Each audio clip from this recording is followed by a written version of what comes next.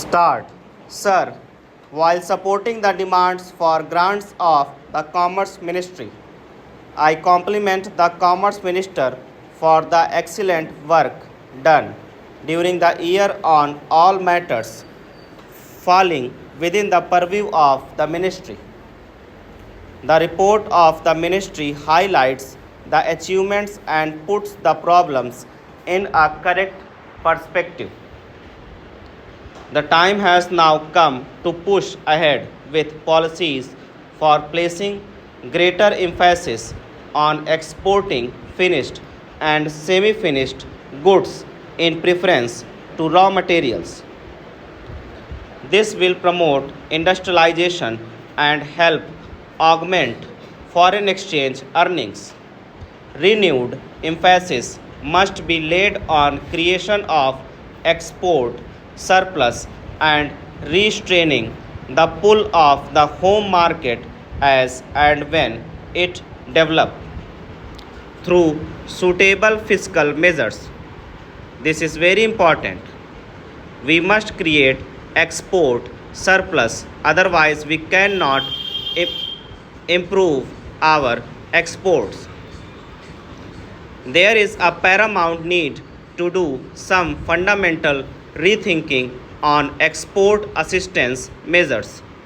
Is it possible to replace the present schemes of cash, compensatory support, and import replenishment by a more durable system which such as taxing profits attributable to exports to a concessional rate? Also, a scheme of tax credit certificate can be introduced. For this purpose, I suggest that a compact high level committee, preferably including non official experts, should be appointed. The increasing problems of sales tax on export transactions must be resolved. It was over a year ago that the Supreme Court had made a judgment that chain contracts for exports through state trading corporation would not be exempt from sales tax. I understand that Commerce Ministry is engaged in resolving this problem, but so far no action has been taken.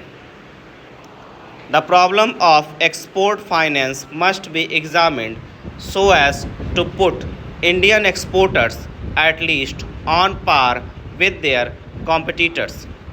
Adequate shipping facilities must be provided. This problem must be taken up in right earnest. I believe that India has the capacity to become a world leader in exports of cotton, textiles, ready made garments, sugar, processed vegetable oils, leather manufacturers, and engineering goods. These potentialities can be realized by initiating a bold program of augmenting production of raw cotton, sugarcane, oilseeds, steel, etc. I also attach great importance to the efforts that the Commerce Ministry have been making in building a healthy relationship between industry and trade.